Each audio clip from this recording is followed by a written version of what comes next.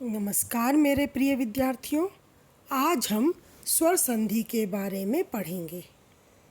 दो स्वरों के मेल से होने वाला परिवर्तन स्वर संधि कहलाता है।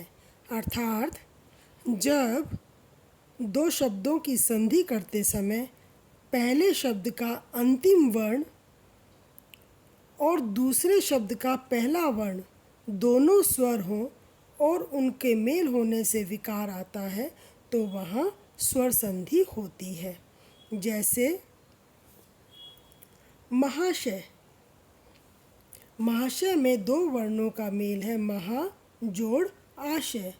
महा का पहले अंतिम वर्ण आ है जो कि एक स्वर है और आशय का पहला वर्ण भी आ है और यह भी एक स्वर है और दोनों के मिलने से स्वर में परिवर्तन आता है और वह आ हो जाता है और शब्द बनता है महाशय।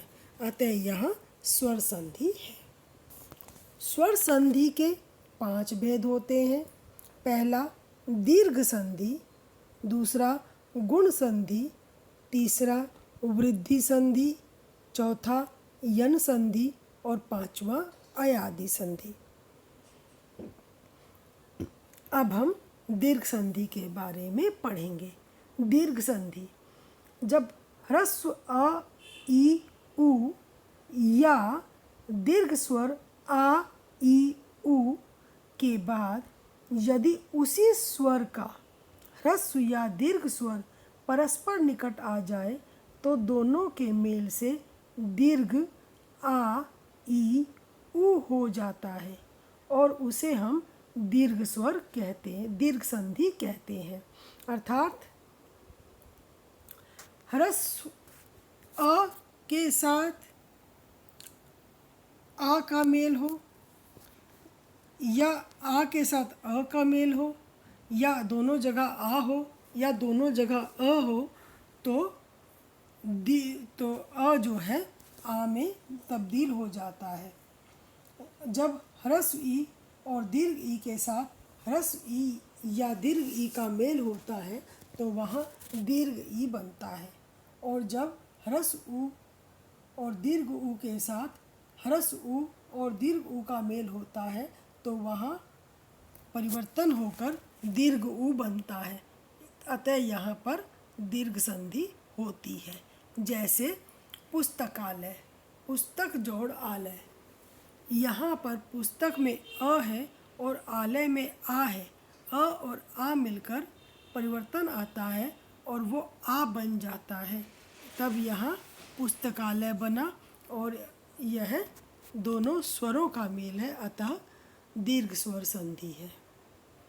अर्थात दीर्घ संधि में वर्ण जो है दीर्घ हो जाता है, स्वरों का मेल होता है और दोनों स्वर मिलकर, चाहे वो ह्रस्व स्वर हो चाहे दीर्घ स्वर हो, दोनों मिलकर दीर्घ हो जाते हैं और दोनों एक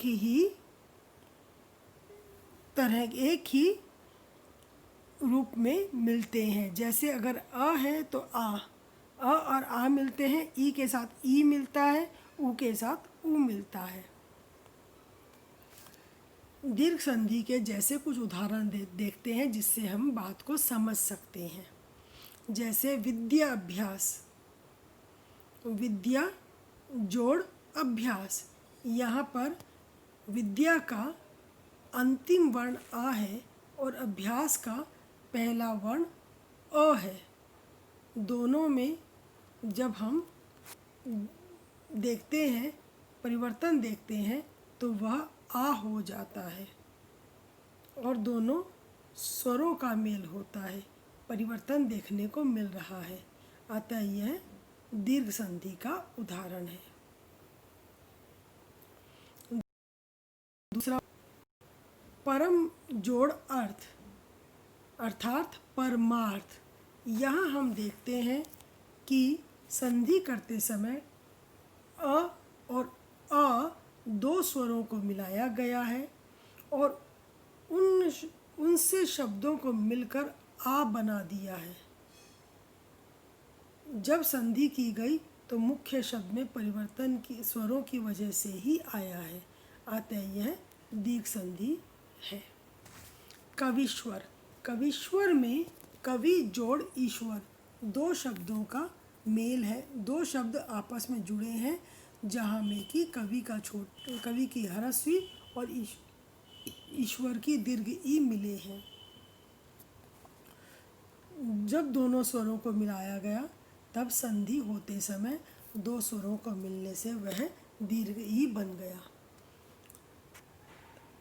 तो मुख्य शब्द में परिवर्तन इन स्वरों की वजह से ही आया है, अतः यह दीर्घ संधि का उदाहरण है। अन्य उदाहरण, गिरी जोड़ ईश, गिरीश। जैसा कि ऊपर दिया गया है, ई एवं दीर्घ ई दोनों स्वरों को मिलाया गया तो इन स्वरों ने मिलकर दीर्घ ई बनाई। जब शब्दों की संधि की गई तो इन स्वरों की वजह से परिवर्तन देखने को मिला, अतः यह दीर्घ संधि का उदाहरण है। वधु उत्सव, वधु जोड़ उत्सव। इस उदाहरण में वधु में छोटा हर्ष उ और उत्सव में भी हर्ष उ दोनों मिलकर संधि करते हैं। जब संधि हुई तो बनने वाले शब्द में परिवर्तन स्वरों की वजह से ही हुआ और वह दीर्घ उ बन गया। तो वधु उत्सव में इसलिए दीर्घ उ की मात्रा लग गई, अतः यह दीर्घ संधि का उदाहरण है। वेद जोड़ अंत, वेद में अ है और अंत में भी अ है, दोनों मिलकर आ बनाते हैं। जब शब्दों की संधि की गई तो संधि से बनने वाले शब्द में स्वरों के मेल के कारण परिवर्तन आया और वहाँ पर आ हो गया और शब्द बना वेदांत, द में आ की मात्रा लग गई, अतः यह दीर्घ संधि का उदाहरण है। आइए अब कुछ और उदाहरण भी देख लेते हैं। जैसे स्व जोड़ आधीन, स्वाधीन। यहाँ अ और आ की संधि है जहाँ की वर्ण आ में बदल जाता है। सर्व जोड़ अधिक, यहाँ पर अ और अ की संधि है और मिलकर वो आ बनाते हैं, शब्द बनता है सर्वाधिक। अंड आकार, अंडाकार। आ जोड़ आ की दोनों की संधि होकर यहाँ भी आ बना। अल्पायु, अल्प जोड़ आयु।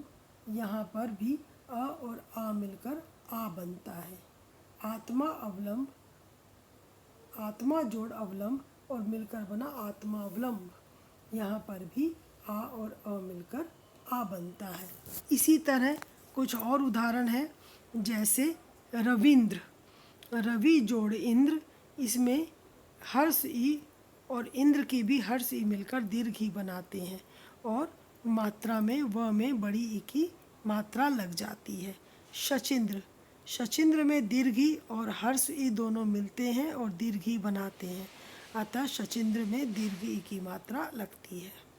लघु जोड़ उत्तर, लघु और उत्तर के में दोनों ही हर्ष उ है और मिलकर दीर्घ उ बनाते हैं, अतः जब लघुत्तर में दीर्घ उ की मात्रा लगती है।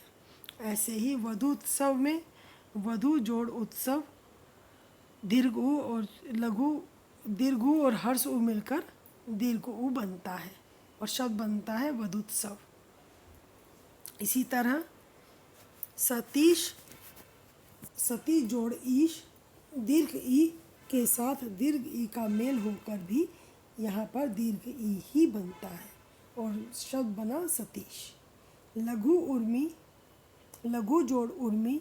लघु के छोटा उ और उर्मी का दीर्घ उ मिलकर लघु उर्मी बनाते हैं। वधु ऊर्जा, वधु में दीर्घ उ है और ऊर्जा में भी दीर्घ उ है, दोनों मिलकर दीर्घ उ ही बनाते हैं और शब्द बनता है वधुर्जा। और इस तरह अब आप समझ गए होंगे कि दीर्घ संधि किसे कहते हैं। एक बार मैं फिर रिपीट कर दूं, फिर से दोहरा लूं कि दीर्घ संधि में ह्रस्व अ, ई उ या दीर्घ स्वर अ ई उ दोनों में अगर के बाद दूसरे शब्द में उसी स्वर का ह्रस्व या दीर्घ स्वर आपस में मिलता है तो वह वर्ण दीर्घ हो जाता है और इसीलिए यह दीर्घ संधि कहलाती है। जैसे अ जोड़ आ मिलकर भी आ होगा, आ जोड़ आ मिलकर भी आ होगा, ई हर्ष ई और दीर्घ ई मिलाकर भी दीर्घ ई बनेगा, तो दीर्घ ई और दीर्घ ई मिलाकर भी दीर्घ ई बनेगा। तो अतः यह दीर्घ संधि कहलाती है। धन्यवाद।